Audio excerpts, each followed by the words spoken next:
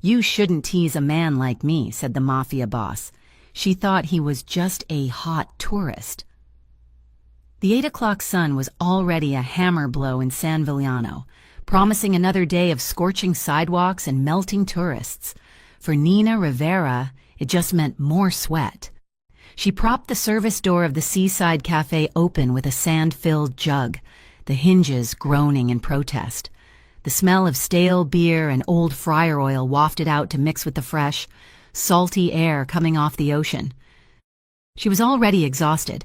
Nina had been on her feet since 5, taking the early bus to open the cafe, and she would not be off them until her double shift ended well after sundown. At 24, she wore her beauty like an inconvenience, scraped back in a tight bun that did nothing to hide the deep, bruised-looking shadows under her eyes. She was a ghost haunting her own life, a blur of motion dedicated to one thing: survival. Her life was a ledger of debts. There was the rent on their tiny, water-stained apartment. There was the ever-growing pile of medical bills for her abuela, whose lungs were failing as slowly and surely as the plaster in their bathroom. And then there was Mateo, her 16-year-old brother, who was starting to look at the wrong people for fast money. His teenage swagger, a thin veil over a boy's fear. Nina's tips were the flimsy dam holding back the flood, so she smiled when she wanted to scream, refilled coffee cups when she wanted to throw them, and navigated the endless, sticky tables of the cafe. He came in at 10:30. During the mid-morning lull, the bell over the door chimed, and Nina, wiping down the counter, did not even look up. "Just one," a voice said.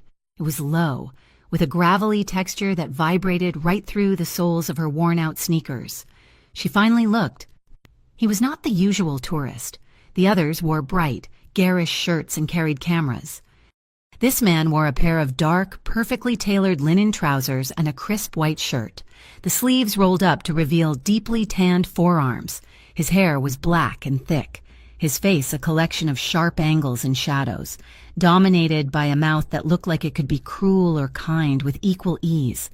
He wore expensive-looking sunglasses, but he slid them off as he approached, revealing eyes so dark they were almost black. He smiled, a slow, predatory flash of white.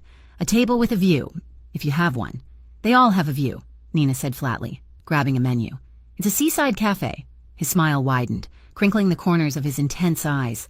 He was handsome, dangerously so, in a way that set every one of Nina's alarms ringing. Men who looked like that were trouble. They expected things. They took things. "Then I'll take this one," he said, sliding into the booth nearest the counter. Her section. "And you can bring me a black coffee. Luca?" Nina paused, order pad in hand. "Excuse me?" "My name. It's Luca. And you are?" "Your waitress." She scribbled Bulkov on her pad. "I'll be right back with that." She turned, feeling his gaze on her back, hot and heavy as the summer pavement. He was flirting, and she was having none of it. She had neither the time nor the energy for men, especially not the ones who looked like they broke things for a living. Luca Romano did not mind her dismissal. He was, in fact, intrigued. He was supposed to be lying low, enjoying the sun, a ghost in a town full of ghosts. San Villano was the perfect hiding spot, a bright, loud, shallow place where no one looked beneath the surface. He was meant to be relaxing, recovering from the failed assassination attempt that had left 3 bullet holes in his car and his organization in turmoil. He was the underboss of the Romano family, and he was being hunted. But relaxation bored him. And this woman, this exhausted waitress with the eyes of a soldier, did not. He watched her for the next hour. He nursed his coffee and just watched. He saw her patience, a thin, fraying wire, as a tourist family let their children throw sugar packets on the floor. He saw her grit as she hauled a bus tub heavy enough to make a man grunt. And then he saw her fire. A man in a cheap suit, a local businessman by the look of him, was complaining at the register. His voice was rising, a self-important whine. "I'm telling you, this charge is wrong. I did not order the extra bacon. Are you trying to steal from me?" A younger waitress, a teenager named Sophia with braces and a perpetual blush, was ringing him up. She looked terrified. on the verge of tears. "Sir, it's right here on the check." "Are you calling me a liar?" he blustered. Before the manager could intervene, Nina was there. She did not raise her voice. She did not smile. She simply moved between the man and the girl, her body a sudden, unmovable shield. "There seems to be a misunderstanding, sir," she said, her voice quiet but carrying the sharp edge of a blade. "The extra bacon is $3. I've taken it off your bill. You can pay the new total." She slid the revised check toward him. The man deflated, his bully's courage vanishing in the face of her cold competence. "Well, yes, fine." He paid and left, and Nina put a hand on Sophia's shoulder, a quick, firm squeeze. "You're fine. Go take your break." Luca sat back, swirling the last of his coffee. Oh, he thought. She was not just resilient, she was a protector. He knew that kind of strength. It was the kind forged in pain, the kind that hid a multitude of scars. He felt an unwelcome, unfamiliar pull. He wanted to know what had put those scars there. Nina's shift ended at 9. The sun had long since dipped into the Pacific, leaving the sky a bruised purple. Her feet ached, her back ached, and her tips had been mediocre. She walked the 6 blocks to her apartment, her route taking her away from the glittering tourist strip and into the dim, working-class streets where the real San Villano lived. She heard the footsteps behind her and tensed, her hand tightening on the strap of her bag. "Nina. Hey, Nina, wait up." She did not have to turn around. She knew that voice. Ray, her ex, a failed boxer with a failed life, who had decided she was the source of all his problems. "Leave me alone. Ray," she said, walking faster. The street was empty, the lampposts casting weak, yellow pools of light. He jogged to catch up, grabbing her arm. His grip was meaty, his breath sour with beer. "Come on, baby. Don't be like that. I just want to talk. We have nothing to talk about." She tried to yank her arm free, but he held on. "Who was that guy at the cafe today, huh? The one in the nice shirt? You think you're better than me now. Let go of me." "You're mine. Nina, you always were." "I am not," she hissed, finally ripping her arm away. "Anything of yours." She half ran the last block, fumbling for her keys, her heart hammering against her ribs. She did not look back to see if he was following. From the shadows of an outdoor cantina across the street, Luca watched the entire exchange. He had been having a quiet dinner, or trying to. He saw the man grab her. He saw the fear she tried to mask with anger. He saw her run. When Ray turned and swaggered back toward the bars, Luca quietly dropped a handful of bills on his table and stood. He followed Ray for 3 blocks, melting into the shadows, a hunter in his natural element. He did not want to be seen, not yet, and he just wanted to know where this man lived, where he drank, who he was. He watched until Ray stumbled into a dive bar called the Salty Dog, and then he turned and walked back to his hotel. He needed to make sure she was safe. The next day, Luca was back. He sat in the same booth at the same time. When Nina approached, her face was a tight mask of professional indifference. "Black coffee?" she asked. "Please," he said. His gaze was different today. Less playful, more intense. It lingered on the faint marks on her arm, barely visible, where Ray had grabbed her. She instinctively pulled her sleeve down. He did not flirt. He did not smile. He just drank his coffee and watched her, as if he were a bodyguard on duty. It unnerved her more than the flirting had. Other men looked at her with hunger, or with pity, or with the casual dismissal of a customer. This man looked at her as if he saw her, as if he saw the exhaustion and the anger and the fear, and was not put off by any of it. He left a $50 bill for a $4 coffee and was gone before she could give it back. That night, she was not so lucky. Ray was waiting for her, leaning against the door of her apartment building. "You're avoiding me, Nina," he said, blocking her path. "Get out of my way, Ray. I saw your fancy man again today. Tipped you good, did he? What do you have to do for it?" The implication was ugly, and it hit its mark. Nina's face flushed with rage. "You're disgusting." "He's not going to stick around," Ray sneered, stepping closer. "Guys like that, they use girls like you and they leave, but I'm still here. Nina, I'm always going to be here. You and me, we're the same. We are nothing alike." He reached out, brushing his knuckles against her cheek. She flinched. A violent, full-body recoil. His eyes darkened. "You better remember who you belong to. I'd hate for something to happen to little Matteo. He's walking home from practice in the dark these days, isn't he?" Ice water flooded Nina's veins. It was not a question. It was a threat. "You stay away from him," she whispered, her voice shaking with a fury that was part fear. "Then you be nice to me." He smiled, a rotten, triumphant grin, and finally stepped aside. Nina scrambled into the building, her hands shaking so badly she could barely get her key in the lock. Later that night, Luca found Ray in the alley behind the salty dog. Ray was drunk, pissing against the brick wall. "Ray," Luca said. His voice was quiet, but it cut through the night air. Ray zipped up, spinning around. "Who the hell are you?" Luca stepped out of the shadows. He wore a dark suit now, no longer the tourist. He looked like what he was, an executioner. "You like to threaten women, Ray? You like to threaten kids?" Luca said, walking slowly toward him. Ray put up his fists, a sloppy, drunken boxer's stance.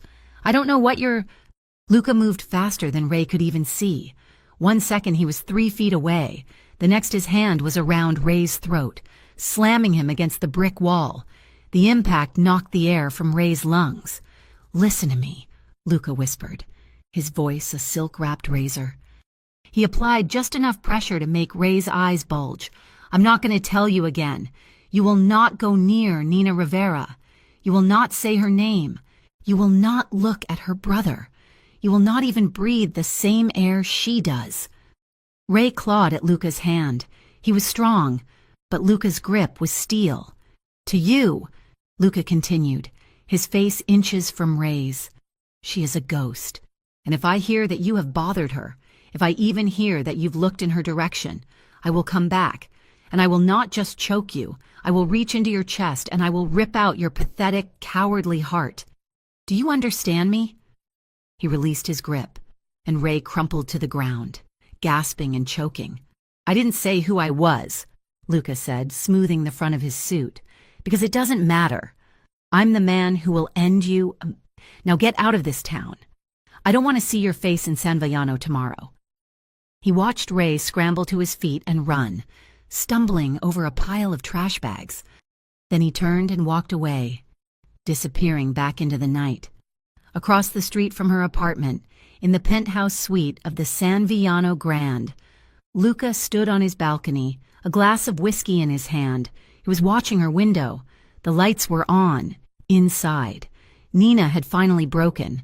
She was sitting at her small kitchen table, her face buried in her hands. She was not sobbing. It was worse than that. It was a silent, shuddering collapse, her shoulders shaking with the weight of Ray's threat, the medical bills, Matteo's future, the sheer, crushing exhaustion of it all. Luca watched, his jaw tight, a muscle ticking. He had seen violence his whole life.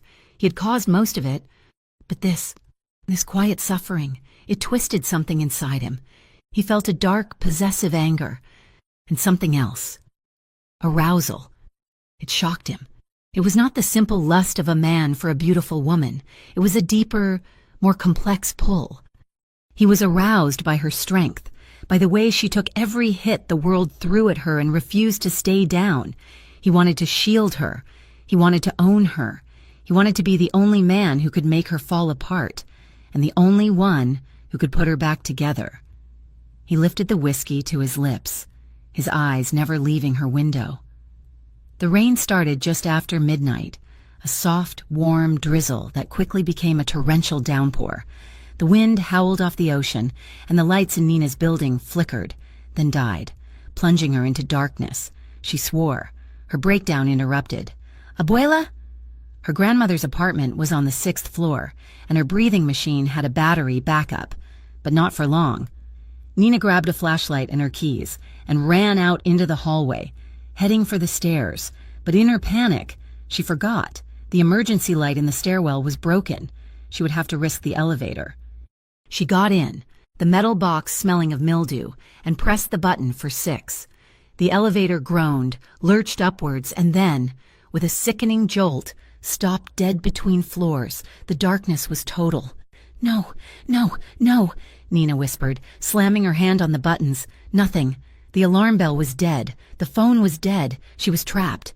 She felt the walls closing in, the air thickening. Panic, cold and sharp, began to crawl up her throat. She'd been in there for 10 minutes, her breathing quickening, when she heard a scraping sound from above. "Hello?" she called out, her voice trembling. "Anyone in there?" The voice was deep, muffled. It was his voice. Yes, I'm here, I'm stuck." "Okay," the voice said, impossibly calm. "Stay back from the doors." She heard a metallic groan and then a grunt of effort. A sliver of light appeared as the inner doors were forced apart, then the outer doors. Luca was crouched on the floor above, prying the doors open with his bare hands. He was soaked to the skin, his white shirt plastered to his chest, revealing the hard, defined muscles beneath. "You're going to have to climb," he said, extending a hand down to her. She looked at the gap. It was a long way up, but the elevator felt like a coffin. She took his hand. His grip was like a steel vise. He hauled her up as if she weighed nothing. She scrambled onto the landing of the 4th floor, stumbling and fell right against him. His body was a wall of heat. He was drenched, and she was drenched, and for a second they just stood there, chest to chest, breathing hard. His arms were around her, holding her steady. She could feel the steady, powerful thud of his heart against her own. His smell, rain and expensive soap and something elemental and male, filled her head. His eyes, dark and intense, dropped to her mouth. The air in the hallway crackled, thick with something she could not name. Sparks flew. She felt the pull, a magnetic, dangerous thing. And it terrified her. She shoved herself away from him, staggering back. "Thank you," she mumbled, her voice hoarse. "I have to... my grandmother..." She turned and fled up the stairs, not looking back. That night, she dreamed. It was confused and vivid. She dreamed of the elevator, of falling, but instead of hitting the ground, she was caught. She dreamed of Luca. He was shirtless, as she had imagined him on his balcony. He was standing in the rain, and he was holding back a shadowy figure that looked like Ray. He was violent and dangerous, but his eyes, when they looked at her, were protective. He turned and offered her his hand. She woke with a gasp, her body tangled in her sheets, her heart pounding. She was confused and angry at herself, and most terrifying of all, she was undeniably aroused. Across the street, Luca was not sleeping. He was toweling his hair dry when his burner phone, the one he kept for emergencies, vibrated on the marble countertop. It was not a text. "It was a call," he answered. "Yeah." The voice on the other end was strained, panicked. "They found the safe house in Miami. It was a setup. Someone talked. They know you're not in Europe." Luca's face hardened, the last of the warmth from the elevator vanishing. "Do they know where I am?" "Not yet, but they're looking. The old man is furious. You need to move, now." Luca looked out the window, through the rain. At the dark square of her apartment, he should leave. He should pack his bag, walk out of the hotel, and be in a different state by sunrise. It was the smart move, the only move.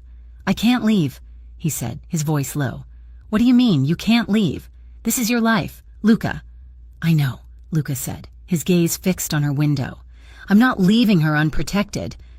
He hung up the phone, the world shrinking to a single, impossible choice. He was a man with a death sentence, and he had just found the one thing he was not willing to leave behind. Luca did not just disappear after the elevator. He became a fixture. He arrived at the Seaside Cafe every morning at 10, as regular as the tide. He took the same booth, his back to the wall, where he could see the entire room, the counter, and the door. He ordered a black coffee and a glass of water, and he would sit for 2, sometimes 3 hours. He became a strange, silent patron saint to the waitstaff. He charmed Sophia by complimenting her on a new, garish set of pink fingernails.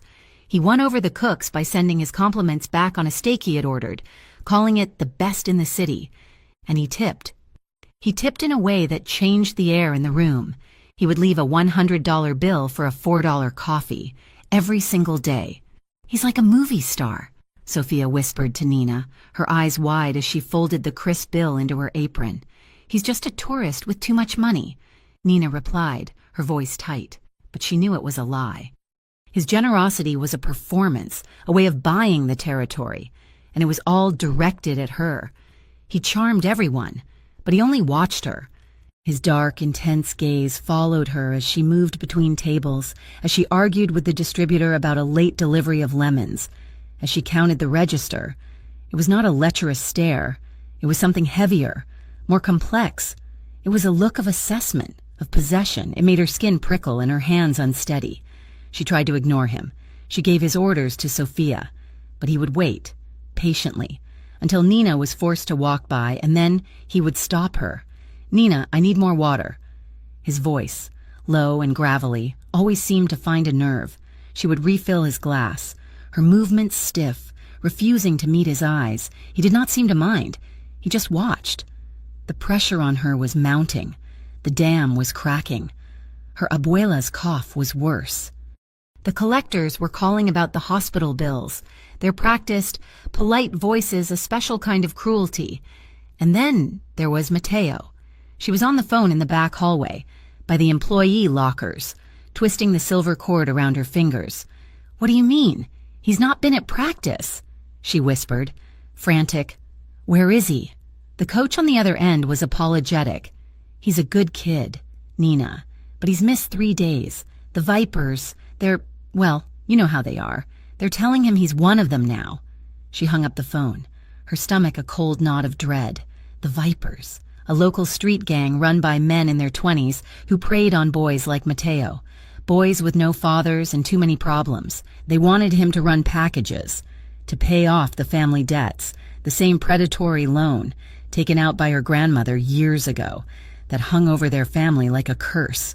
She leaned her head against the cool metal of the lockers, closing her eyes. Just for a second, "You're okay?" His voice. She snapped upright. Luca was standing at the end of the hall, holding his empty water glass. He must have followed her. "I'm fine," she said, her voice sharp, defensive. "No, you're not." He walked toward her, not threateningly, just closing the distance. He stopped a few feet away. "You look like you're carrying the whole world, Nina." She stared at him, at his expensive-looking watch, his perfect shirt. What would he know about her world? "You don't know anything about my world," she snapped. "Then tell me." It was not a challenge. It was a simple, quiet command, and for some reason, the dam broke. Maybe it was the exhaustion. Maybe it was the fear for Mateo. Or maybe it was just the fact that he was the first person in years who had looked at her like she was something other than a waitress, or a target, or a disappointment. "My brother," she said, the words spilling out, flat and dead. "He's 16. He's a good kid. But there's this gang, the Vipers. They're trying to recruit him, to make him pay off debts, my grandmother's debts. He's all I have." She did not cry. She was too tired to cry. She just stated the facts of her impossible life. Luca watched her, his expression unreadable. He said nothing for a long moment, then he just nodded. Once, a short, sharp gesture. He took the water pitcher from her numb hands. "Go home when your shift ends. Nina," he said, his voice surprisingly gentle. "Get some sleep." He walked away, leaving her in the hallway, confused and trembling. 2 days later, the phone rang. It was the hospital. Nina's hand tightened, bracing for another demand. "Miss Rivera?" the woman from billing asked. Her voice was different, cheerful. "We just wanted to let you know that a significant payment has been made on your grandmother's account." Nina's blood went cold. "What? By who?" "It was an anonymous donation, ma'am, from the San Villano Community Fund. It's cleared your most urgent outstanding balance. You're in good standing for the next 90 days. Nina hung up the phone, stunned. The San Villano Community Fund? She had lived here her entire life and had never heard of it. It was a miracle, a several $1,000 miracle, and she did not believe in miracles. She walked out of the office, her eyes finding Luca in his booth. He was reading a newspaper, or pretending to. He looked up, his gaze meeting hers. He did not smile. He just held her gaze, and in that moment, she knew. She felt a wave of dizziness. She did not know whether to feel gratitude or terror. Ray, fueled by a mixture of cheap whiskey and wounded pride, did not have the sense to stay away. He had conveniently forgotten the warning in the alley, his tiny brain fixated on the public humiliation. He stormed into the cafe during the Tuesday lunch rush. The room was packed. He saw her. She was at Luca's table, taking his empty coffee cup. "So this is him?" Ray's voice, a gravelly shout, silenced the entire room. Nina froze, her hand in midair. "This is the rich bastard you're screwing now?" Ray sneered, his face a mottled red. He lurched toward the table. "You think he makes you better than me?" "Ray, get out," Nina said, her voice low and shaking. "Embarrassing me," he roared. He was past reason. He lunged for her, grabbing her wrist, twisting it hard. "You're mine, Nina, you hear me?" Pain shot up her arm. She cried out before she could even blink. Luca was out of the booth. He did not rush. He moved with a terrifying, liquid grace. His hand closed around Ray's wrist. He applied pressure, just a little. There was a single, sickening, audible crack. Ray screamed, a high-pitched sound of pure agony. His grip on Nina vanished. Luca spun him around, slamming his face against the polished wood of the counter, holding him there with one hand. The cafe was dead silent, save for Ray's gasping sobs. "I believe," Luca said, his voice perfectly level, a cold, deadly whisper that carried to every corner of the room. "You owe the lady an apology." I'm sorry," Ray blubbered, his face mashed against the counter. "I don't think she heard you," Luca said, his voice hardening. "Publicly." "I'm sorry, Nina!"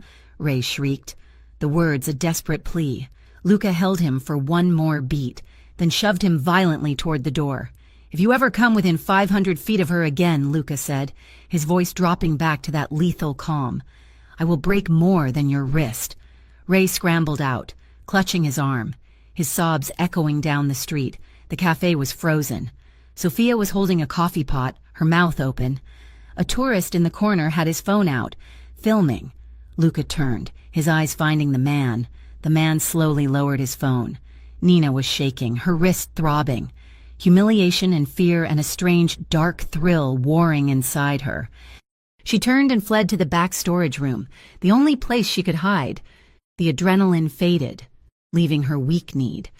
She slid down against a stack of 20-pound flour sacks, buried her face in her hands, and finally, let out the sobs she had been holding back for days. The door opened. It was Luca. He said nothing. He just sat down on a stack of beer crates across from her, his suit jacket immaculate, his presence filling the small, dark room. He waited. He let her cry, her ragged, hitching sobs the only sound. After a minute, he moved, kneeling in front of her. He was close, too close. He so gently took her hand, his thumb, warm and slightly rough, brushed over the red, angry mark on her wrist. "Did he hurt you?" he asked. His voice was rough, thick with an emotion she could not place. She shook her head, unable to speak, fresh tears welling up. He cupped her face, his hands large and warm, his thumbs wiping away the tears. "He won't ever again," he whispered. It was not a comfort, it was a vow. He leaned in, his eyes dark, searching hers, asking a question she was too broken to answer, so she did not pull away. He kissed her. It was not a violent kiss, but it was not soft. It was slow and deep and full of a pent-up, controlled hunger that shocked her to her core. It was a kiss that claimed, that branded. It was the first time in years she had felt anything from a man's touch other than fear or revulsion. She felt wanted. Her hands, on their own accord, found his shirt, gripping the fine cotton. She kissed him back, a desperate, answering hunger that had been buried for a lifetime. Then the fear returned, not of him, of this, of what he was, what he could do, of what he made her feel. She pushed against his chest, her hands flat.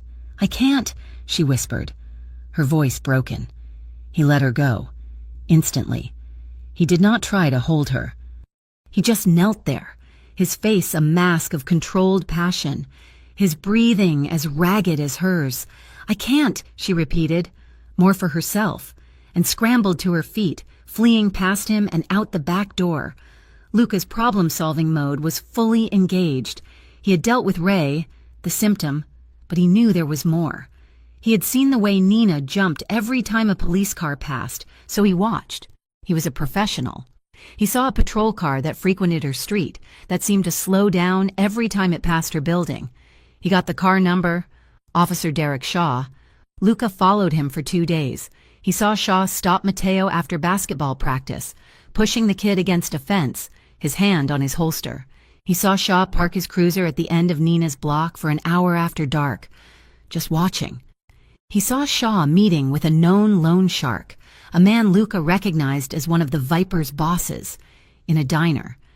They exchanged an envelope. That was all he needed. That night, Officer Derek Shaw finished his shift, whistling, and walked to his cruiser. He stopped. All 4 tires were slashed, flat to the rims. Tucked under the windshield wiper, stark white against the glass, was a single playing card, the King of Spades. Shaw's blood ran cold. There was no note. There did not need to be. It was a message from a world he only pretended to be on the right side of. He looked around, his hand on his gun, but the street was empty. Sophia, oblivious to the dark undercurrents swirling around her, was buzzing with excitement. It's the summer solstice. "Nina, everyone's going to the beach party at the Cove. You have to come. You never come to anything." Nina's first, second, and third instinct was to say no, but after the incident with Ray, the disappearance of her hospital debt, and the strange, terrifying kiss in the storage room, she felt unmoored. A tiny, rebellious spark, one she had not felt in years, had ignited. "Okay," she said, surprising herself. "Just for an hour." She went in her old jean shorts and a faded gray t-shirt. The beach was a chaotic, beautiful mess. A huge bonfire sent sparks up to the stars. String lights were strung between palm trees.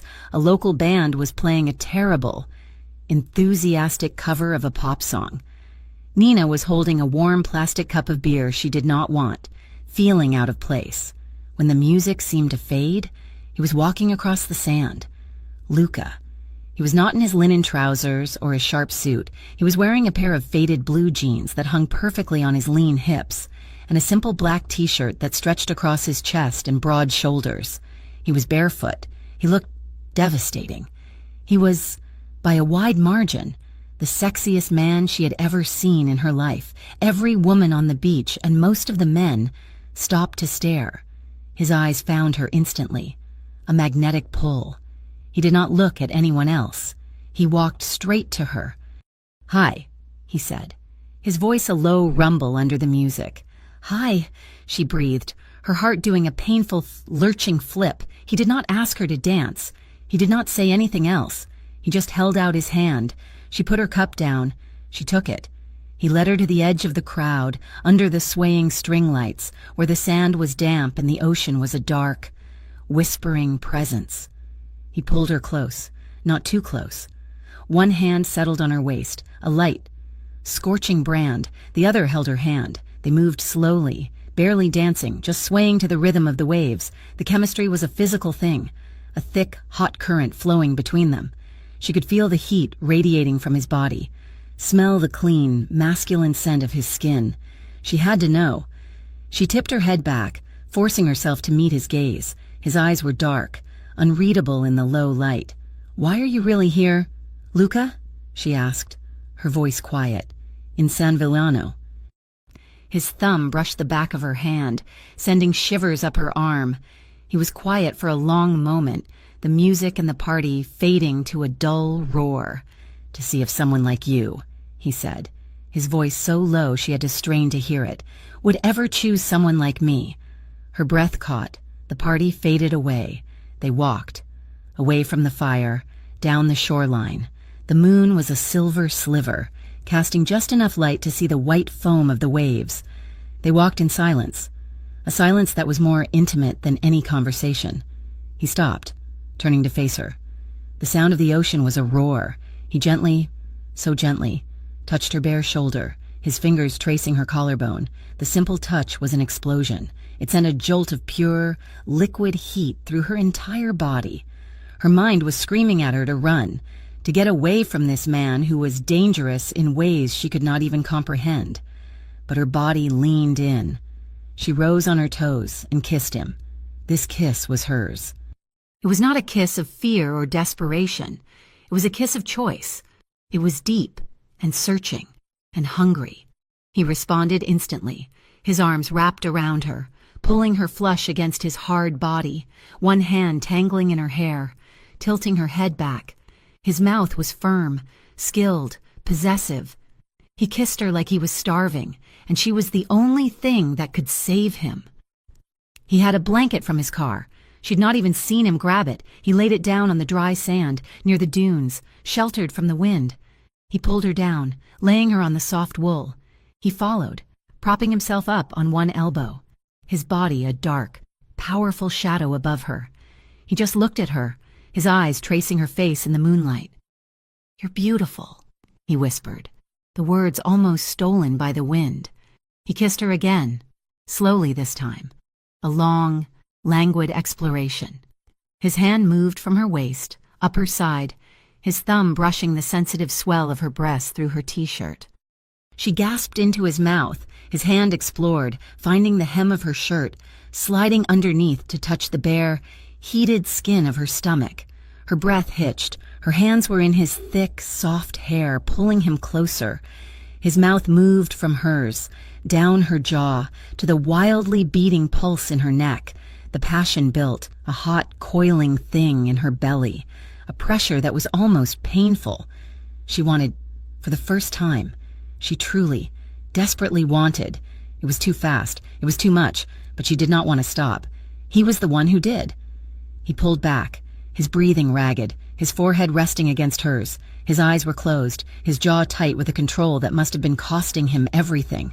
"I'll wait," he whispered, his voice thick, almost pained.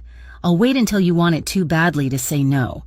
He kissed her one last time, a hard, promising press of his lips. Then he stood, pulling her up with him. He was a gentleman. A violent, dangerous gentleman who broke bones and paid hospital bills and kissed like he was drowning. And Nina Rivera, for the first time in her life, was in more trouble than she could ever have imagined. After that night on the beach, the unspoken truce was broken. The lines, which Nina had so carefully drawn around her life, were washed away by a tide she could not control. Luca was no longer just a shadow in a coffee shop booth. He was a presence. He did not ask for her time. He simply claimed it. He was there when her shift ended, leaning against his unassuming but obviously expensive rental car, the late afternoon sun catching the sharp line of his jaw. The first time, she had stopped, her apron clutched in her hand. "I can walk," she had said, her voice weak. "I know," he'd replied, opening the passenger door, "but you're not going to." So he drove her home, and the next night, he was there again. Soon. It was a ritual. He would wait, a silent guardian, and walk her the last few steps from his car to the peeling front door of her building. He never tried to come in. He never pushed, but his presence was a shield. The junkies on the corner looked away. The catcalls from the construction site across the street had evaporated. Nina found herself breathing, really breathing for the first time in years. The knot of fear that had lived in her stomach for as long as she could remember had loosened. Just a fraction. This, she realized with a terrifying jolt, was what it felt like to be safe. It was intoxicating, and it was all tied to a man she knew, on a visceral level, was more dangerous than all the junkies and catcallers combined. The illusion of safety shattered on a Thursday. She was in the middle of the lunch rush, her arms loaded with plates. When her phone buzzed in her apron pocket, it buzzed again and again, impatient, frantic. She set the plates down, her hands suddenly clammy. It was Mateo's school. "Nina, you need to come," the school nurse said, her voice tight with a forced, professional calm. "Mateo's been in a fight. The paramedics are on their way." The world went silent. The clatter of plates, the orders being shouted, the hiss of the espresso machine, it all faded to a dull, distant roar. "Where is he?" she managed to say, her voice a thin, reedy sound. "St. Jude's. They're taking him to St. Jude's." She dropped her apron on the counter. She did not clock out. She did not say a word to her manager.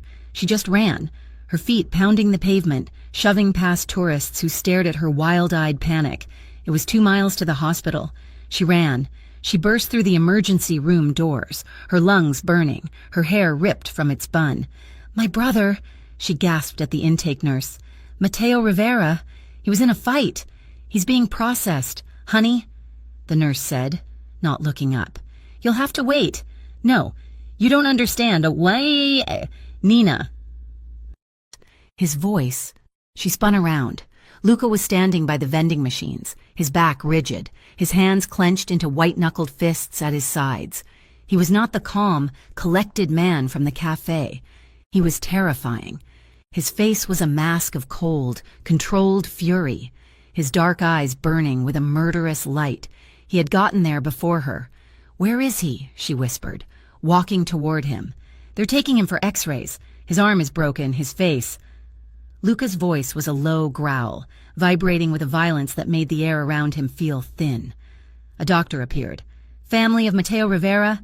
Nina surged forward. "I'm his sister. He's going to be okay," the doctor said, a kind, tired smile on his face. "He has a spiral fracture in his left ulna, 3 cracked ribs, and he'll need about 12 stitches over his right eye. But he's conscious, and he's lucky. Whoever did this, they didn't hold back." "Who did this?" Nina asked, turning to Luca, her body shaking with a new, cold anger. Luca's gaze was stone. "Who do you think?" "Ray." Of course. It was Ray. Ray, who had been warned. Ray, who had been humiliated. Ray, who had seen Mateo as the perfect, easy target to reclaim his pathetic pride. "I will kill him," Luca said. It was not a threat. It was a simple, factual statement. He said it with the same casual certainty as a man ordering coffee. "I will find him, and I will tear him apart with my bare hands." He started to move, heading for the exit. A man on a mission. "No!" Nina's voice was a shriek. She ran after him, grabbing his arm. It was like grabbing a block of granite. "No, Luca, please." He looked down at her hand on his arm, then up at her face, his eyes still blazing. "He put his hands on your brother. He put your brother in a hospital. That is not something I allow." "And what happens then?" she cried, tears of rage and fear streaming down her face. "You kill him and you go to jail, or his family comes after you, or more violence. I am sick of violence. I have lived my entire life surrounded by it. I don't want it. I don't want it for Mateo, and I don't want it for you." His expression flickered, the inferno in his eyes banked, just a little, replaced by a cold, hard confusion. He had never had a woman plead for the life of his enemy before. "He needs to be punished, Nina." "Then punish him," she pleaded, her voice dropping, her grip tightening on his arm. "Do what you did at the cafe. Scare him, hurt him, I don't care. But don't kill him. Don't make this.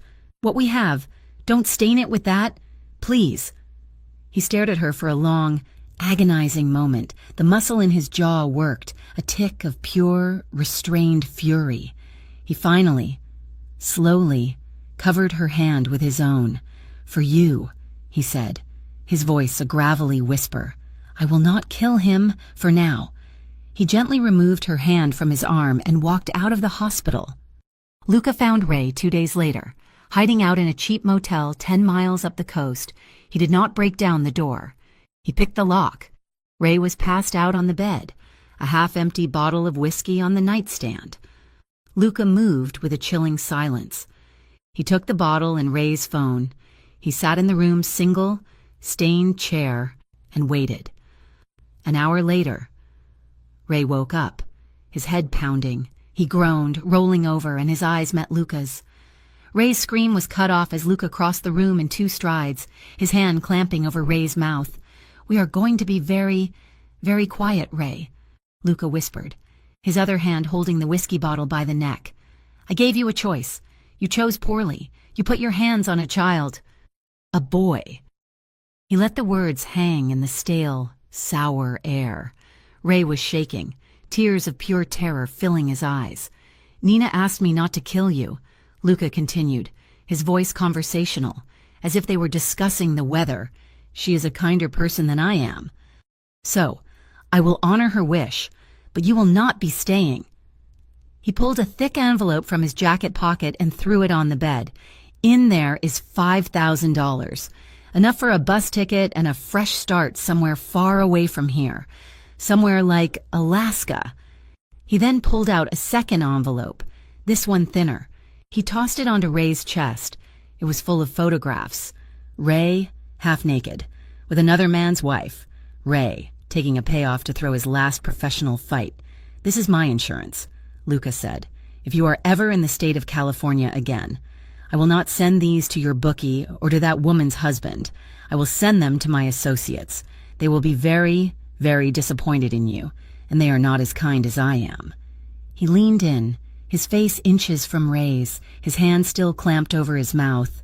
"But if you ever think the name Nina or Matteo again, I will not send pictures. I will come back, and I will break more than your arm. I will break your ribs. I will break your legs. I will break every bone in your body until you are a bag of jelly in a skin suit, and you will beg me to die. Do you understand?" Ray nodded. A frantic, spastic movement. "Good." Luca stood up. He walked to the door, then paused. He looked back at the pathetic, trembling man on the bed. "Oh," he said, a cold, thin smile playing on his lips, and as a parting gift, he calmly, with a flick of his wrist, shattered the whiskey bottle against the cheap wooden dresser. Then he turned and left, locking the door from the outside. Nina's suspicion was a living thing, a seed of doubt that had been watered by the hospital payment, by Ray's attack, and by Luca's terrifying promise. He was not a tourist. Tourists did not have that kind of cold, lethal anger. Tourists did not make men like Ray disappear, because Ray was gone. He was not at his bar. He was not at his motel. He had, as Luca had promised, vanished. She was on edge, and so, it seemed, was he... He still drove her home, but he was different. He was quieter, his eyes constantly scanning, his hand never far from the inside of his jacket. He was a man anticipating a fight. One night, he was driving her home from her late shift, the car silent except for the soft rock on the radio. "My abuela's feeling better," she said, just to fill the silence. "The new medication seems to be helping." "That's good, Nina," he said, his eyes checking the rearview mirror for the third time in a minute. She needed a napkin. She had spilled a drop of coffee on her hand. She reached for the glove box. "Don't," he said, his voice sharp, almost a bark. She froze, her hand on the latch. "Why? I just need a..." She opened it. Inside, next to the car's manual and a pair of his sunglasses, was a gun. It was not a small, concealable weapon. It was a large, black, serious piece of machinery, cold, heavy, and absolutely real. She stared at it. The music on the radio faded. The sound of her own heartbeat was a drum in her ears. She said nothing. She did not scream. She just looked at the gun, and then she looked at him. He had pulled the car over, slamming it into park at the curb. 2 blocks from her apartment, his face was a mask, but she could see the tension in his shoulders, the hard set of his jaw. "Nina," he began. "Who are you?" she asked. Her voice did not shake. It was as cold and hard as the steel in his glove box. "Don't lie to me. Luca, not anymore. Who are you?" He turned to her, his dark eyes filled with 1,000 things she could not read. Regret, anger, and a deep, profound weariness. "I'm not a tourist," he said. "I know," she shot back. "Tourists don't carry guns like that. They don't break men's wrists. They don't make hospital bills disappear. Who are you?" He looked away, out the windshield, at the dark, empty street. "I'm a man who has done bad things, Nina, things you don't want to know about." "And did Ray deserve what you did to him?" His head snapped back, his gaze locking with hers. "Yes, he did. I have done bad things, but never ever to people who don't deserve it. Never to an innocent, never to someone like you." The fear was a cold, coiling thing in her stomach. She should run. She should get out of this car, out of this man's life, and never look back. He was everything she had ever been afraid of. Dark, dangerous, violent, but he was also the man who had sat with her in the storage room, the man who had protected her brother, the man who had made her feel safe. She could not deny her feelings. The fear was real, but the pull, the magnetic, undeniable want, was stronger. "Take me home, Luca," she whispered. He did. He walked her to her door, the gun a silent, heavy presence between them. At her door, she fumbled for her keys. He took them from her trembling hand and unlocked the door. Pushing it open, she walked in, but he did not follow. He stood in the doorway, a dark silhouette against the dingy hallway light. "Go to sleep, Nina," he said, his voice rough. She turned to face him. He was a man on the edge, a man holding himself back by a thread, and she knew, with a sudden, sharp clarity, that she was the one who had to make the choice. She stepped toward him. "I am so scared of you," she whispered, her hand coming up to rest on his chest. She could feel his heart, a heavy, frantic beat beneath her palm. "You should be," he said, his voice thick. "But I'm not," she said, a tear tracing a path down her cheek. "Not really." She rose on her toes and kissed him. It was a kiss of surrender, a kiss that said, "I know, and I don't care." A guttural sound, halfway between a groan and a growl, ripped from his chest. His control shattered. His arms went around her, lifting her off her feet, kicking the door shut with his heel. He kissed her back, a raw, desperate, hungry kiss that tasted of fear and anger and a deep, bone-weary loneliness. He carried her to the bedroom, never breaking the kiss. The room was dark, lit only by the streetlights from the window. He laid her on the bed, his body a heavy, warm weight covering hers. This was not the gentle, controlled man from the beach. This was the man who had a gun in his car, the man who had promised to kill. But his hands, as they moved over her, were not violent. They were urgent, possessive, but they were also shaking. He pulled back, his face inches from hers. "Nina, if you want me to stop, you have to say it now, because in one more second, I don't think I can." She looked up at him, at this dangerous, broken, beautiful man. "Don't stop," she whispered. Their lovemaking was not a gentle exploration. It was a collision. It was slow and intense and emotionally overwhelming. It was the desperate, frantic clawing of two people who had been starved their entire lives. Her for safety, him for something pure. His hands were everywhere, in her hair, on her skin, tracing lines of fire. Her hands gripped his shoulders, her nails biting into his skin, pulling him closer, wanting all of him. It was everything. It was rage and release, fear and safety, all tangled together. When it was over, she lay beneath him, her body trembling, her lungs aching, and she began to sob. Not the quiet, shaking sobs of her kitchen, but deep, wrenching sobs that came from a place she had kept locked away. He went still, instantly, his passion replaced by panic. "Nina, did I hurt you? No," she cried, clinging to him. "No, it's just, I'm not scared." It was the truth. She was lying in the arms of a man who was probably a killer, and for the first time in her entire life, she felt completely, utterly safe. He held her, his big body shielding hers, letting her cry. He stroked her hair, his rough hands a strange comfort. When her sobs finally quieted, he shifted, kissing the salty, tear-stained skin of her shoulder. He raised his head, a small, dark smile playing on his lips. "You shouldn't tease a man like me," he whispered, his voice rough. She let out a watery, exhausted laugh, and for the first time in days, she smiled. The next morning, Nina visited her grandmother. Matteo was there, his arm in a bright blue cast, his face a map of purple and yellow bruises, but his eyes were clear. He was safe.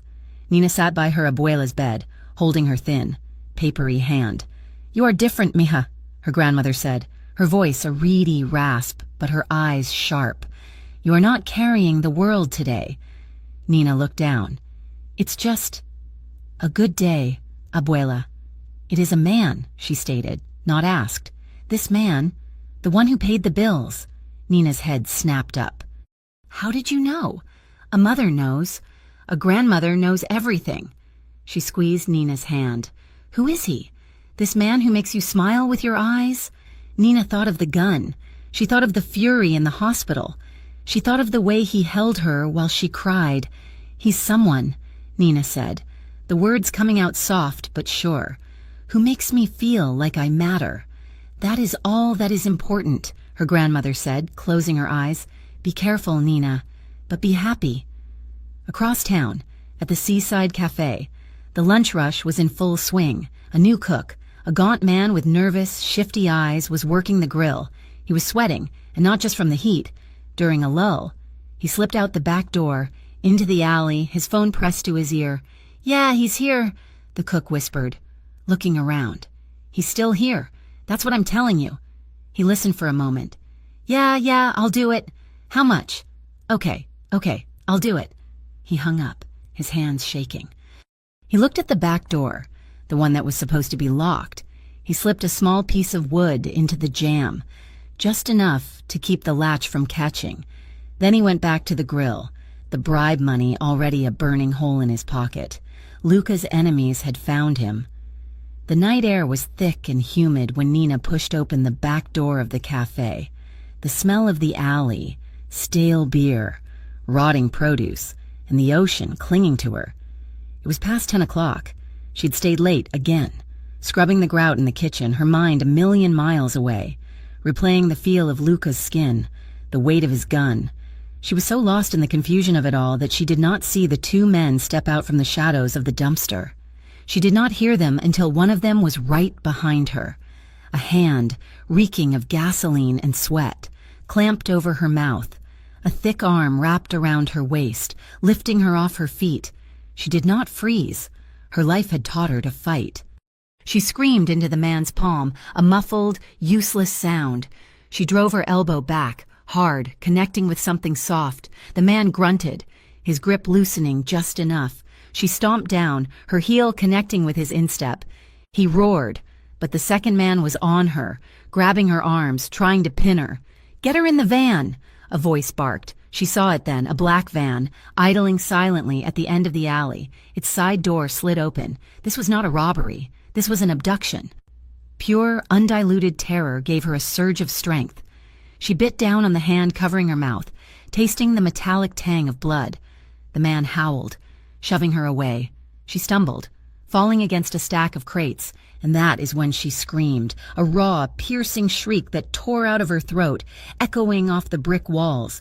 She was scrambling to her feet when she heard the sound of a car door slamming, followed by footsteps, not running, pounding. Luca. He came out of the darkness at the end of the alley, not as a suitor, but as a predator. His face was a mask of pure, lethal rage. The two men paused, surprised by his sudden appearance. "Let her go," Luca said. His voice was not loud. It was a low, guttural command. The first man, the one she had bitten, laughed. He pulled a knife. "Or what? Get lost. Man, this ain't your business." "She is," Luca said. "All of my business." He moved. The man with the knife lunged. Luca sidestepped, his arm a blur. There was a sound of a joint popping, and the man screamed, his arm bending at an unnatural angle. The knife clattered on the pavement. The second man, seeing his partner go down, turned to run for the van. He did not make it 2 steps. Luca had the gun in his hand. Nina had not even seen him draw it. The sound was not what she expected. It was not the muted pop from the movies. It was a deafening, final crack that echoed in the narrow alley, a sound so loud it vibrated in her bones. The man in front of Luca just dropped. He did not cry out. He did not fall gracefully. He collapsed, a puppet with its strings cut, his head hitting the pavement with a sickening, wet thud. Silence. The ringing in Nina's ears was deafening. The air smelled of sulfur and copper. The other man, the one with the broken arm, was scrambling backward, whimpering. Luca walked over to him, kicked the knife away, and pointed the gun at his head. "Who sent you?" Luca's voice was devoid of all emotion. I don't know," the man sobbed. "A name. Marco. He just paid us. He said to grab the girl. Lucas stared at him for 1, 2, 3 seconds. Then he lowered the gun.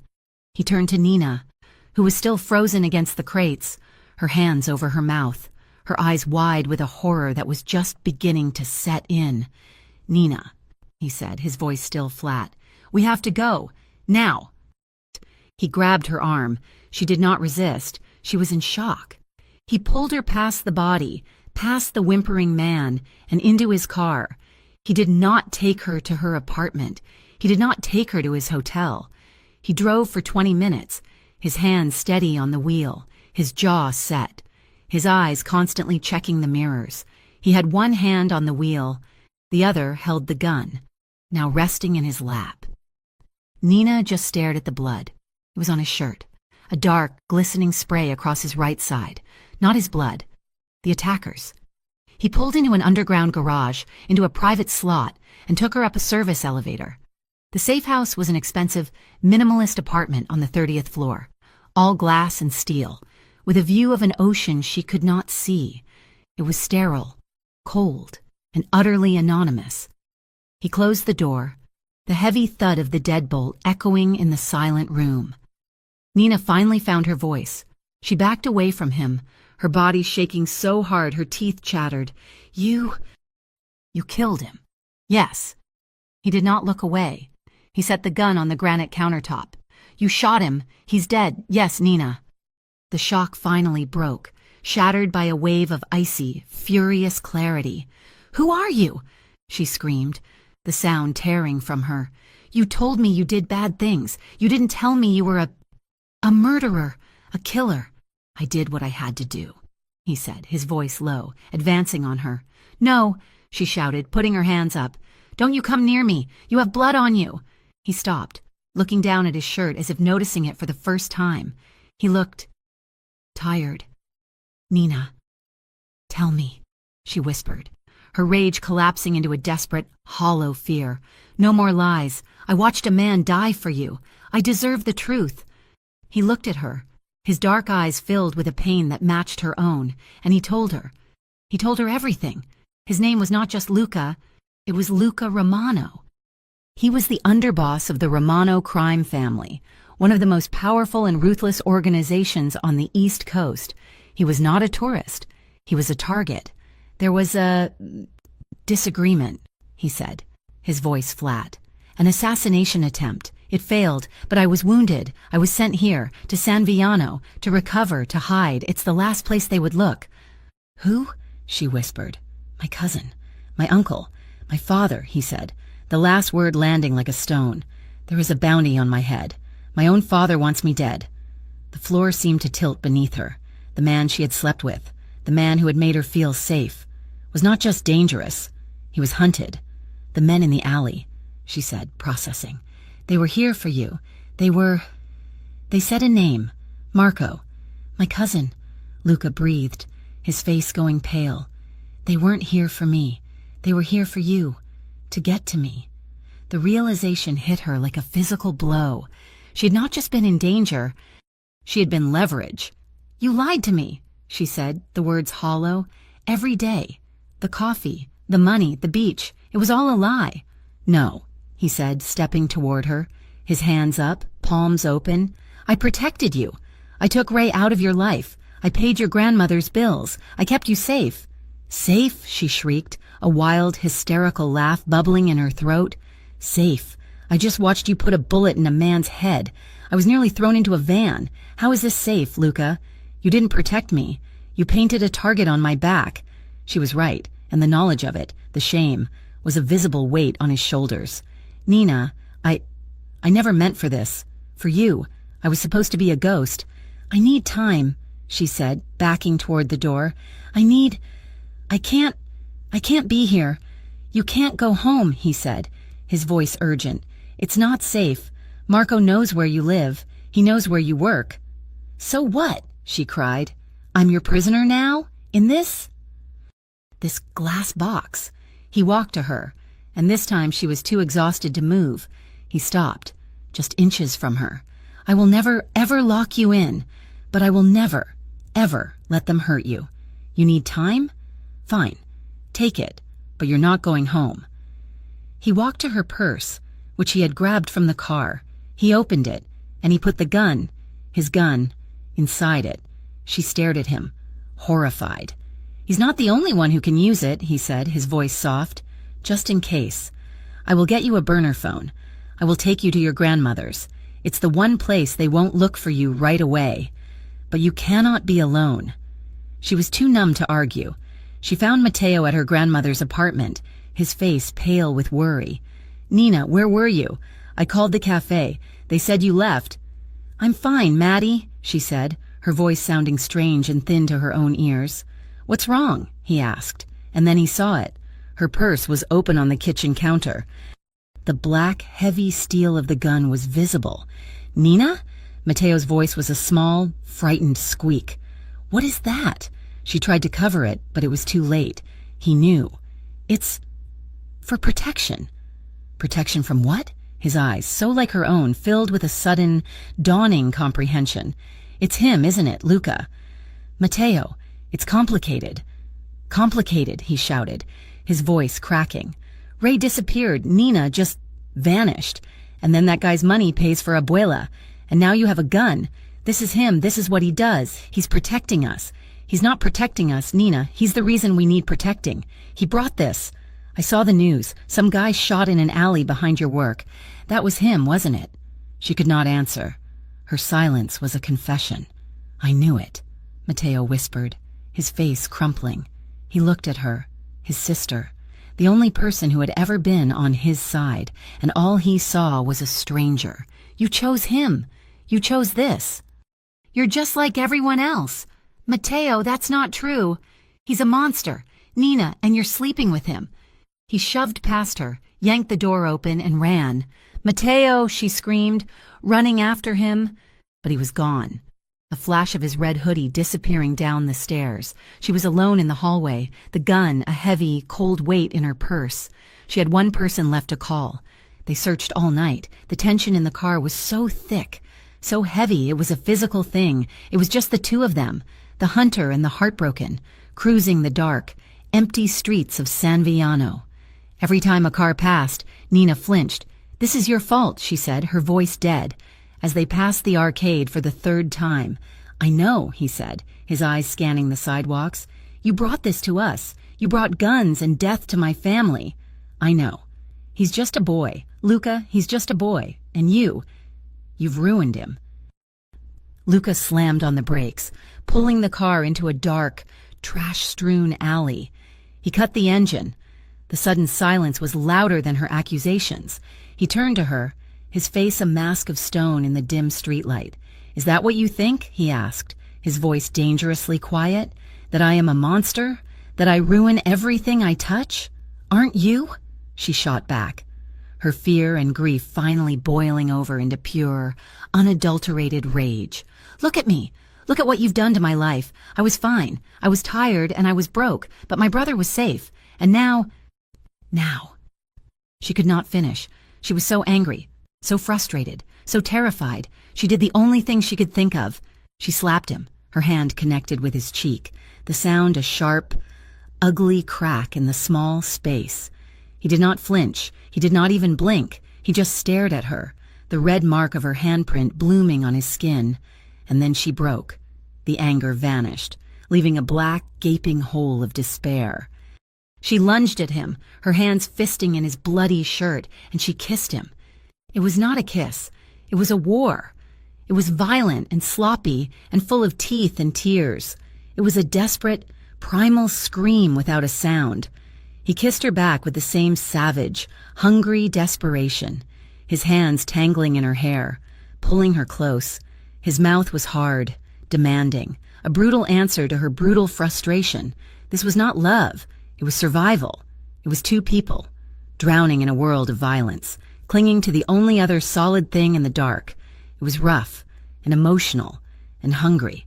He pushed her back against the passenger seat, his body covering hers, a shield against the world. It was a desperate, frantic collision, an attempt to erase the fear, to feel something, anything other than the cold terror that had gripped them both.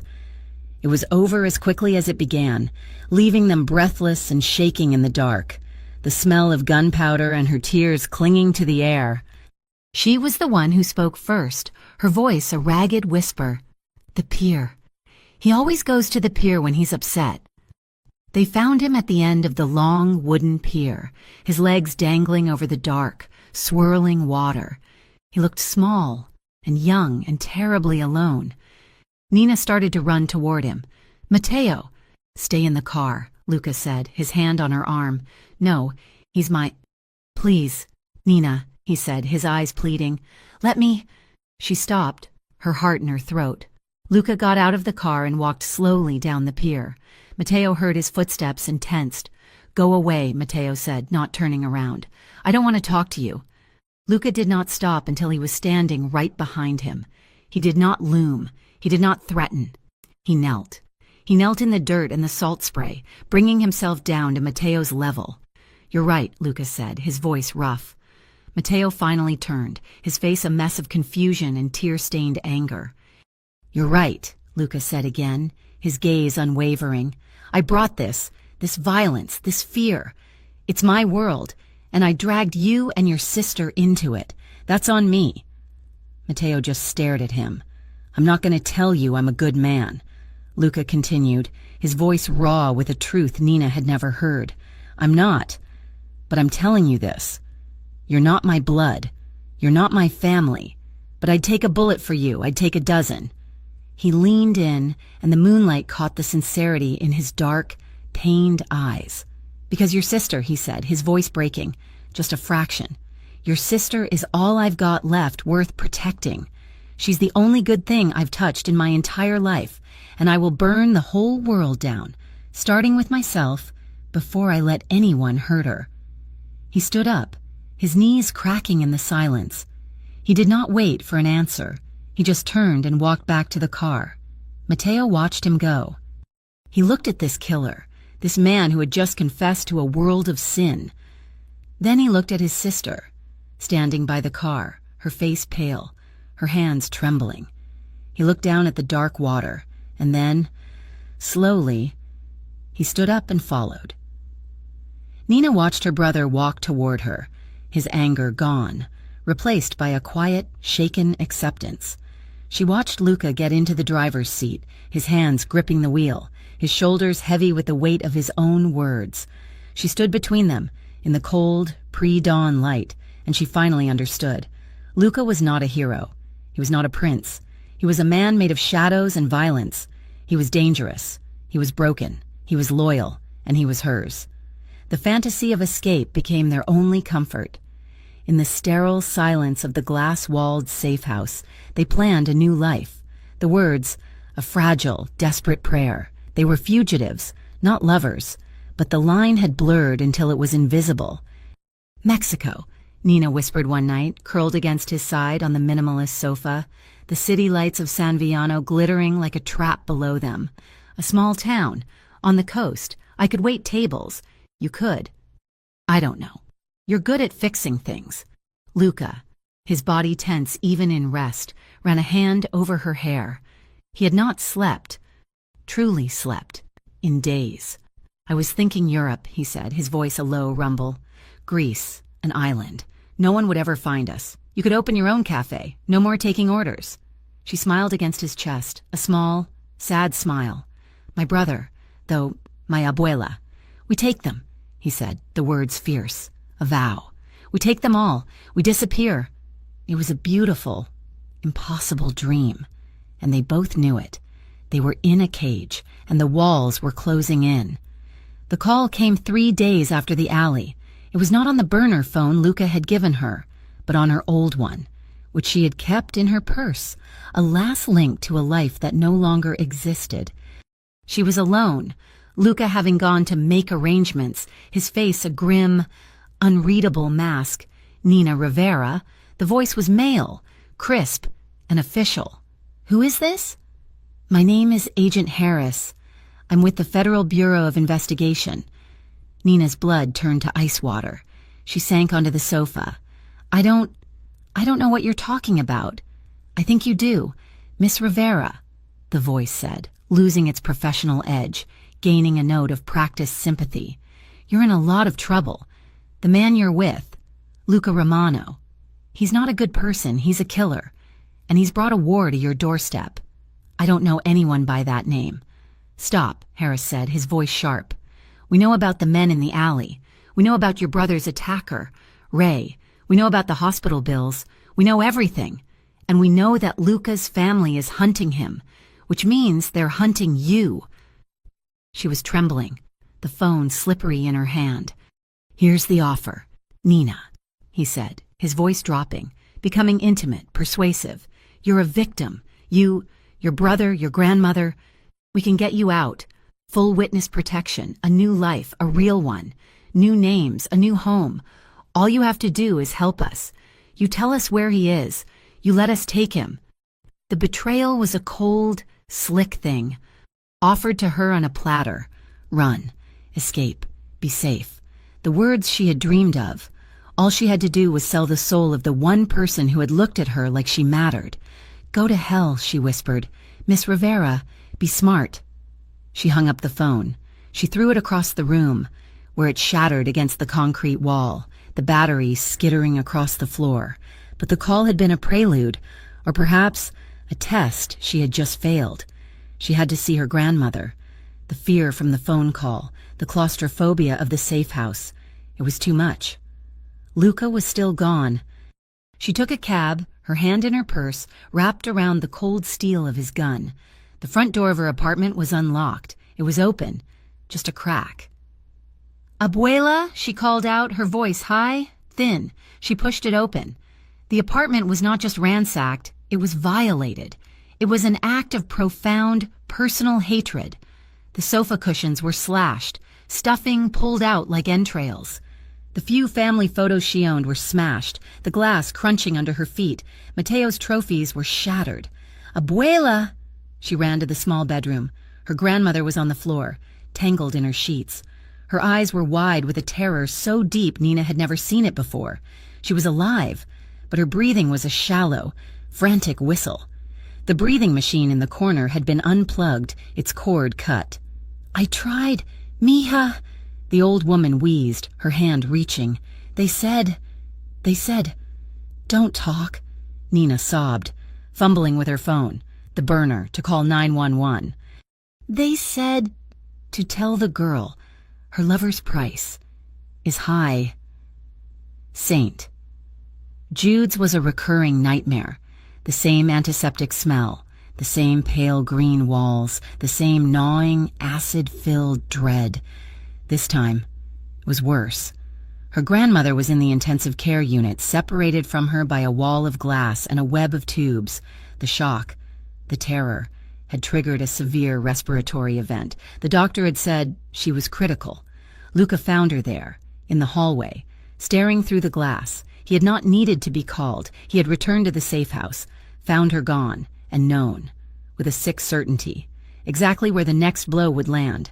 He stood beside her, his suit immaculate, his face carved from ice. He did not look at Nina. He just stared at the frail old woman in the bed, the machines breathing for her.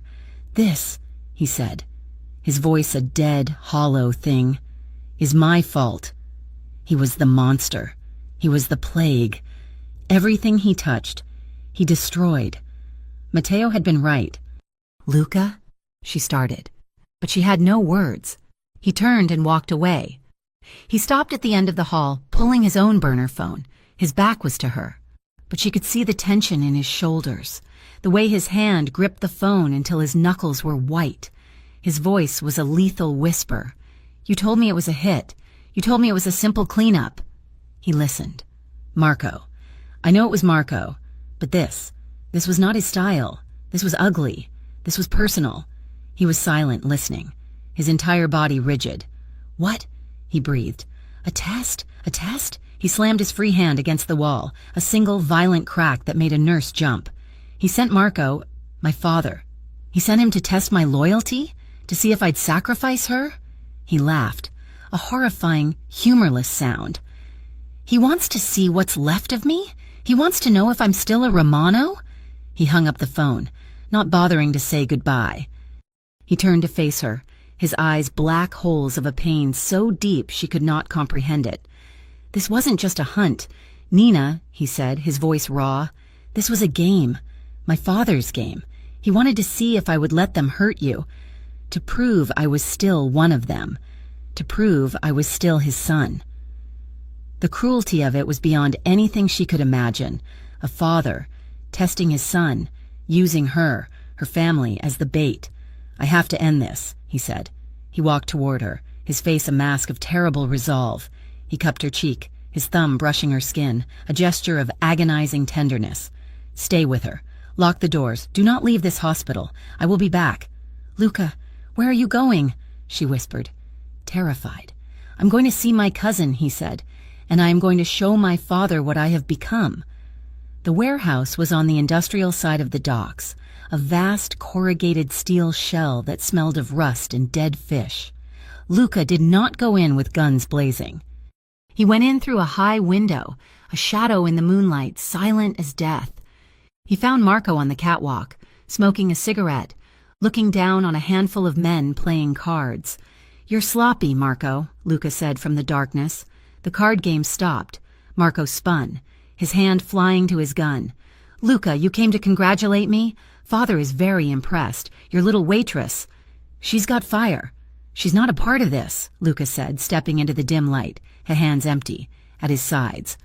"Oh, but she is," Marco laughed, a high, thin sound. "She's the whole part.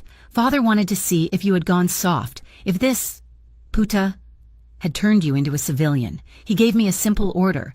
Take away the toy. See if he cries. And what if I do? Then you're weak." Marco sneered. "And you're not his son, and you're not my underboss. You're just a man waiting to die." "You came into her home," Luca said, his voice dropping, the temperature in the warehouse seeming to fall with it. "You put your hands on her grandmother, and I'll put my hands on her next," Marco taunted. "After I kill you, I'm going to find her, and I'm going to—" He never finished the sentence. Luca's gun was in his hand. The first shot took Marco in the shoulder, spinning him around. The men below opened fire, the warehouse exploding into a deafening chaos of ricochets and shouts. Luca was not a man. He was a force. He moved through the shadows, firing with a cold, devastating precision. He was a trained killer, and they were thugs, one by one. They fell. He took a bullet, a hot, searing graze along his ribs, but he did not slow down. He stalked the catwalk, moving toward the office where Marco had fled. He kicked the door in. The office was empty. A window, overlooking the water, was shattered. "This isn't over, cousin," Marco's voice echoed from the darkness outside, from a boat speeding away. "Father will see. He will see that you chose her. He'll see you're weak." Luca did not shoot. He just stood, his chest heaving, the blood from his side dripping onto the floor. He returned to the safe house. He could not go back to the hospital covered in blood and gunpowder. Nina was there. She had left the hospital, her terror of being alone greater than her terror of waiting for him. She saw him, his shirt soaked on one side, his face pale and strained. "You're hurt," she breathed, rushing to him. "It's nothing," he said, brushing past her, grabbing a bottle of whiskey from the bar. "I saw him," he said, pouring a glass, his hand shaking. "He's gone. It's over," she asked, her voice full of a fragile, desperate hope. "No," he said, downing the whiskey in one gulp. "It's just the beginning." He turned to her, his face a mask of cold, hard decision. "This ends. Now, I am getting you, Matteo, and your grandmother out of this state. I have a plane. I have people. I will put you somewhere safe, somewhere my father can never find you." "Good," she said, relief flooding her. "We'll go— Where are we?" "You," he said, cutting her off, "are going—" "I am not." The relief vanished. "What? What are you talking about? You're coming with us." "No," he said, his voice flat. "Look at me. Nina, look at your grandmother. She is in the ICU because of me. Matteo is terrified because of me. You were almost abducted because of me. Marco is right. My father is right. I am a plague, and I am done infecting you." "So what?" she cried, her voice rising. "You're just going to push me away. You're just going to send us off, and you're going to stay here and get yourself killed. She is safer without me, he said, his voice breaking. You're all safer without me. No, she shouted, and she hit him, her fist pounding on his good shoulder. No, you don't get to do this. You don't get to make that choice for me. He grabbed her wrists, holding her. Nina, stop. I won't. She sobbed, tears of pure rage streaming down her face. You think this is safety? You think I want to be safe without you? I was a ghost. Luca, I was dead. I was walking around, but I was dead inside. I was terrified of men, of bills, of my own shadow. She wrenched her hands free and grabbed his face, forcing him to look at her. You saved me. You woke me up. You made me feel alive. You think a bullet scares me more than the life I had? You think your father scares me more than never feeling safe, ever? Don't you dare. Don't you push me away. You are mine. You hear me? Her words broke him. The cold, hard mask of the killer, the underboss, the sun. It shattered. He collapsed into her, his forehead resting against hers, his body shaking with a single, ragged sob that he choked back. They will not stop. Nina, he whispered, his voice thick with defeat. They will never stop. Then we will not stop, she whispered back, her hands in his hair. We will run. We will fight. But we will do it together. That night, their passion was not the frantic, desperate hunger of the car. It was not the overwhelming, tear-filled discovery of their first time. It was a confirmation. It was a promise. It was tender and painful and achingly slow. He tended to his own wound, his movements practiced and grim. Then he came to her, his shirt off, and she saw him. His torso was a map of his life, old scars, puckered and white, from knives. 2 small, round scars from bullets she had not known about. She lay on the bed, and he lay beside her, his body a familiar, dangerous weight. Her fingers, trembling, traced the long, faded scar that ran along his ribs. What was this one? She whispered. A disagreement, he said, his voice rough. About territory. She kissed it, her lips soft. Does it hurt? Not anymore. He breathed. He found her hand. His thumb brushed over the faint, pale mark on her wrist, the one Ray had left. He lifted her hand to his lips and kissed the scar, a gesture of such profound, possessive tenderness that her heart ached. No one, he whispered, his lips moving against her skin, touches you again. No one. Unless it's me. It was a vow, a promise of a life of violence and protection, of danger and devotion, and she accepted it. The next morning, the mood was sober. They were a single unit, a 2-person army against the world. He gave her a new burner phone, a slim, anonymous black rectangle. This is clean, he said. My number is the only one in it. If I call you, and I do not say the word sunset in the first 5 seconds, you hang up and you run. If I tell you to go, you take Mateo and you go. No questions. You do not wait for me. You just go. He looked at her, his eyes dark and deadly serious. Promise me, Nina. She nodded. I promise. But her eyes, as she met his gaze, told a different story. She was done running without him. Miles away, in a smoke-filled back room, a different alliance was being forged. Officer Derek Shaw, his face a mottled, sweaty red of desperation, sat across from a man with his arm in a sling. He's made me, Shaw hissed, his hands shaking. The feds are sniffing around. That bastard with the tires. It was him. I know it was. I'm ruined. Marco took a long drag of his cigarette, his eyes cold and assessing. You want him. I want the girl. He's weak, but he's not stupid. He's hidden her. I know where he'll be, Shaw said, leaning in, his voice a conspiratorial whisper. He's got the girl's brother. He's got the grandmother at St. Jude's. He won't leave them. And he hasn't left the cafe. He's still watching it. He's arrogant. Marco smiled, a thin, cruel slash in his bandaged face. Arrogant, good. We can use that. You want him, you help me get her. And we'll get them both. The burner phone vibrated against the hard plastic of the hospital waiting room chair. Nina snatched it up, her heart leaping into her throat. She'd been at St. Jude's for 8 hours, watching the slow, agonizing beep of the heart monitor connected to her abuela. Mateo was asleep in the chair next to her, his head on her shoulder. "Hello?" she whispered, stepping into the hallway. It was not Luca. The voice was gruff, one she did not recognize. "You Nina?" "Yes. Who is this?" "Friend of the man you're with. He's not answering. I've been watching. The cousin, Marco. He's with a cop, a local uniform. They're not at the safe house. They're moving." "Moving where?"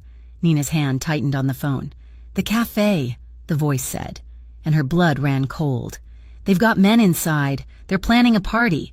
Your man, he's arrogant. He's still watching the place. He's walking right into it." The line clicked dead. She looked at the phone, her mind racing. Luca was not answering his burner.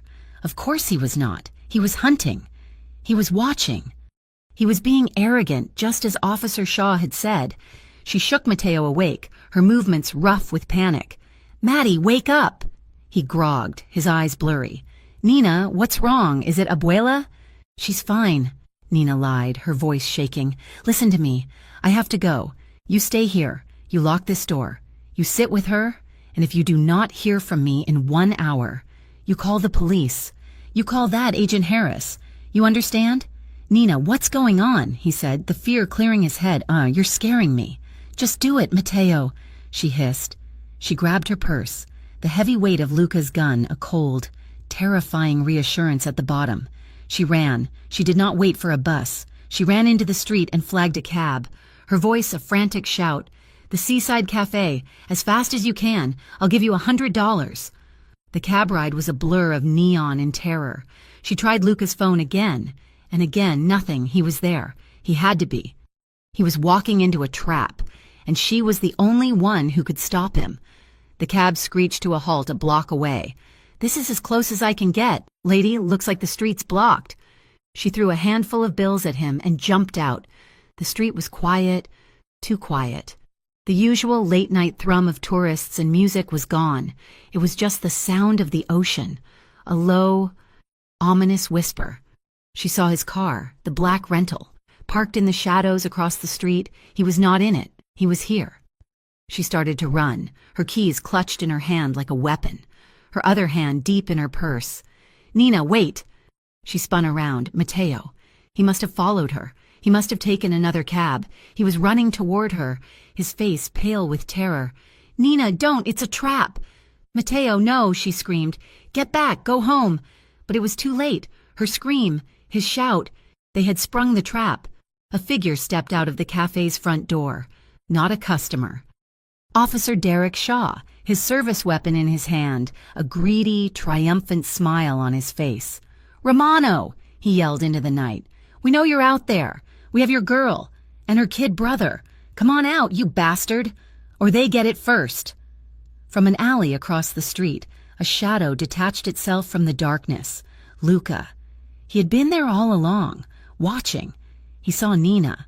He saw Mateo. His face was a mask of cold, terrible fury. "Let them go, Shaw," Luca said, his voice a low growl that carried across the empty street. He stepped into the light, his hands empty, at his sides. "Not a chance," Shaw sneered. "This ends tonight." From inside the cafe, 2 more men burst out, guns drawn, Marco's men, and then Marco himself, his arm in a sling, a cruel, vicious smile on his face. "Cousin," Marco called out, "you came, just in time to watch your weakness die."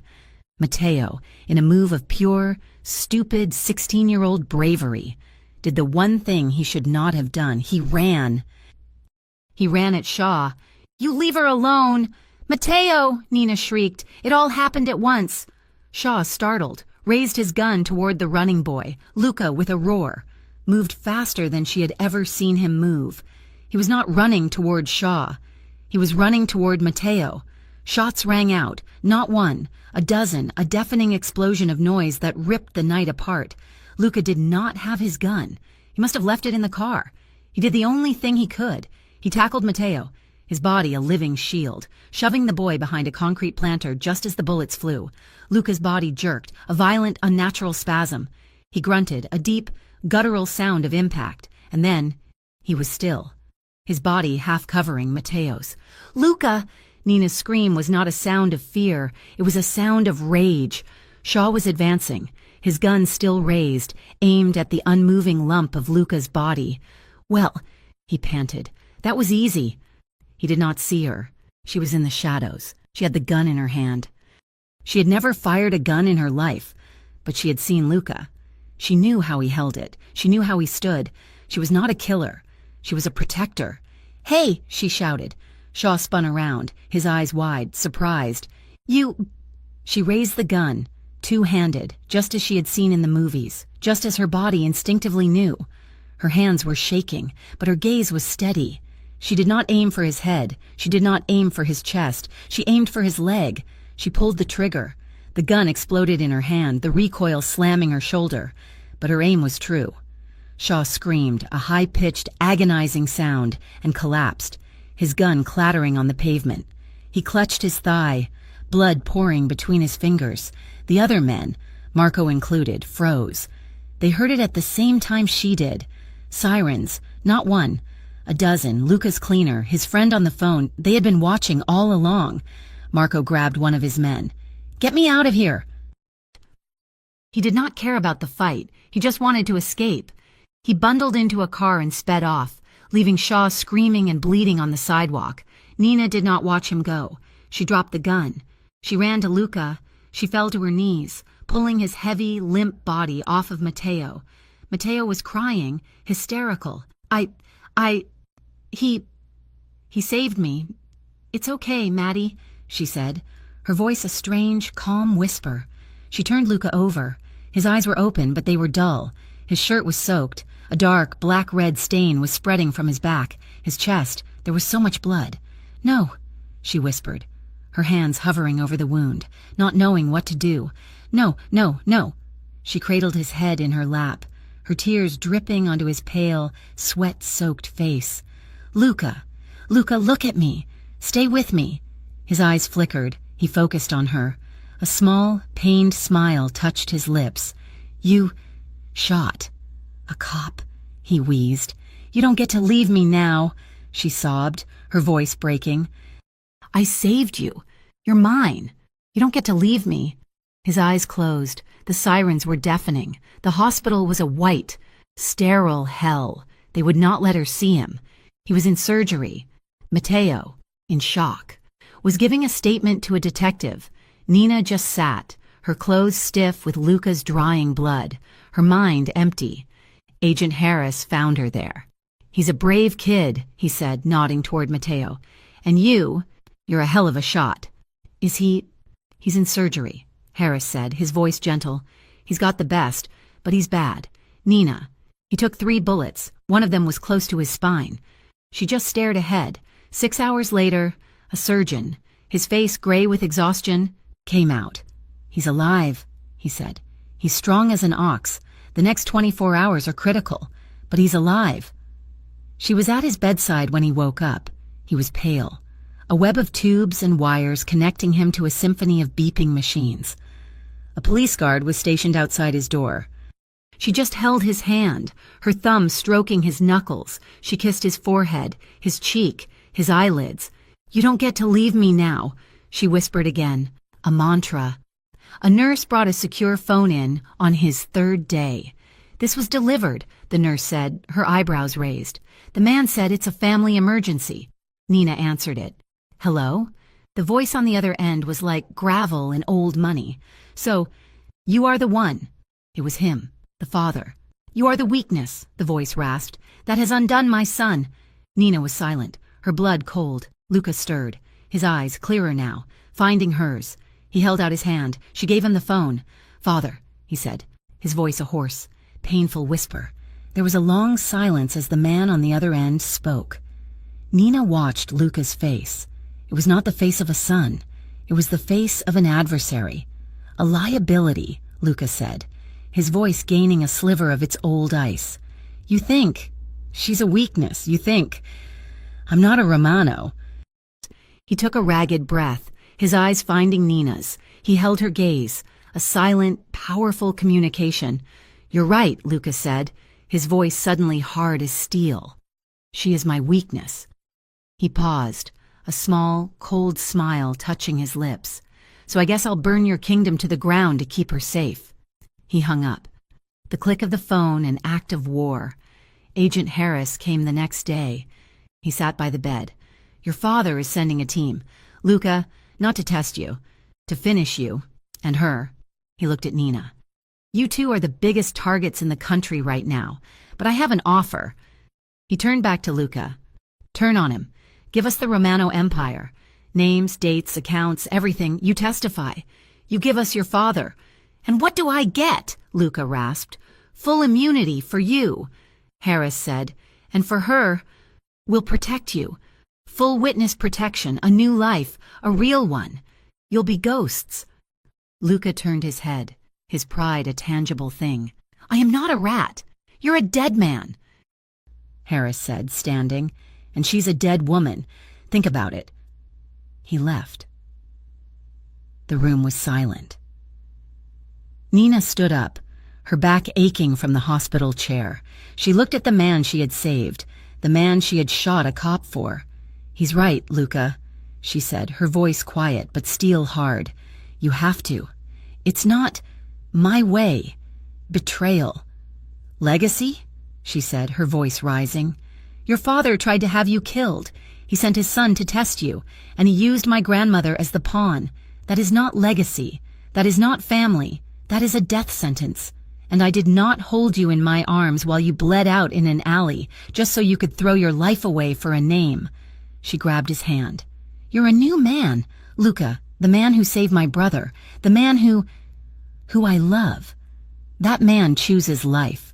He doesn't choose a legacy of ghosts. Choose me. Choose life." He stared at her, his dark eyes searching hers. He saw the fire, the strength, the woman who had faced down his world and had not broken. He reached for the phone. He called Harris. "I'm in." The fall of the Romano Empire was not a gunshot. It was an earthquake. It was quiet. And then it was devastating. Headlines, arrests, the old man, his face a mask of stone, led away in handcuffs, and then silence. Luca and Nina, Matteo and Abuela, they vanished. They became ghosts. The sun was hot, the sand white. The sound of the ocean was a gentle, rhythmic shush. A small, brightly painted bar sat just off the beach, its sign reading, El Nuevo Amanecer, the new dawn. Nina was barefoot, a simple white sundress swirling around her knees, her hair long and free, her skin kissed by the sun. She carried a tray of colorful drinks to a laughing table of tourists. Behind the bar, a man, shirtless, tan, and devastatingly handsome, was slicing limes. A long, puckered scar ran along his back, a faint white line just visible. He watched her, his eyes full of a quiet, possessive love. She finished and walked back to the bar, her hips swaying. She leaned over the counter. He came to her, wiping his hands. He leaned in, his lips brushing the side of her neck, his warm breath sending a familiar shiver down her spine. "You know," he whispered, his voice a low, happy rumble. "You teased me into falling for you." She turned, her arms wrapping around his neck. She smiled, a bright, genuine smile that reached her eyes. "Good," she replied, her voice soft. "Now you're mine." She pulled him down for a kiss. It was not a kiss of hunger, or fear, or desperation. It was a kiss of peace, of forever. They were free. They were safe. They were in love. Thank you so much for listening to our story. I hope you enjoyed the journey of Nina and Luca. I would love to know where in the world you are listening from. So please, drop a comment and let me know.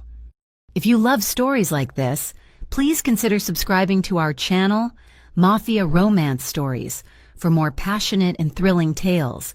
And finally, share your thoughts in the comments. What was your favorite part of their story? I cannot wait to read what you think.